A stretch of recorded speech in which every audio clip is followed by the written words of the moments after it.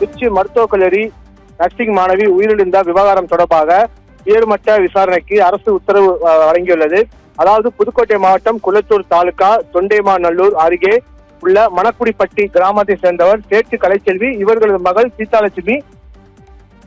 இவர் திருச்சி அரசு மருத்துவமனையில் 3ஆம் ஆண்டு செவிலியர் படிப்பு படித்து வருகிறார். இந்த நிலையில் அவருக்கு மூக்கில் சதை வளர்ந்துள்ளது. இதற்காக அவரை திருச்சி அரசு மருத்துவமனையில் சிகிச்சைக்காக சேர்க்கப்பட்டார்.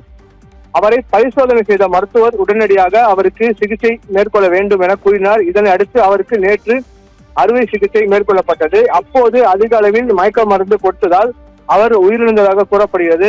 இதனைத் தொடர்ந்து உறவினரும் செவிலியர்களும் மருத்துவரின் தவறான சிகிச்சையால் சீதாலட்சுமி உயிரிழந்ததாக குற்றம் சாட்டி திருச்சி அரசு தலைமை மருத்துவமனை முன்பு திடீர் சாலை மறியல் போராட்டத்தில் ஈடுபட்டனர்.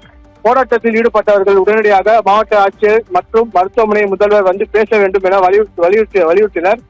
திருச்சி அரசு மருத்துவமனை முன்பு சாலை மறியலில் ஈடுபட்ட போராட்டக்காரர்களிடம் அமைச்சர் ரமேஷ் மற்றும் துணை சபாநாயகர் ரவிசங்கர் பேச்சுவார்த்தையில் ஈடுபட்டனர். அதாவது திருச்சி மருத்துவக் கல்லூரி நர்சிங் மாணவி உயிரிழந்த விவகாரம் தொடர்பாக உயர்மட்ட விசாரணைக்கு அரசு உத்தரவு வழங்கியுள்ளது என தகவலை தெரிவித்தனர்.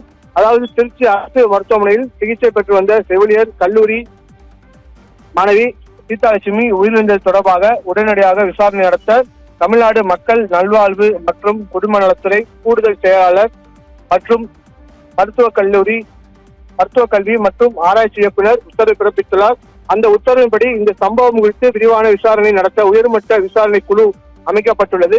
இந்த குழு சென்னை ராஜீவ்காந்தி அரசு பொது மருத்துவமனையின் மருத்துவ கண்காணிப்பாளர் டாக்டர் பாஸ்கர் தலைமை அமைக்கப்பட்டுள்ளது. அதாவது இந்த குழுவில் காது மூக்கு தொண்டை பிரிவு பேராசிரியர் பாரதி மோகன், மயக்கவியல் பிரிவு பேராசிரியர் சண்முக சுந்தரம், பொது மருத்துவ பிரிவு பேராசிரியர் ஜெயபிரகாஷ் ஆகியோர் இந்த குழுவில் இடம்பெற்றுள்ளனர்.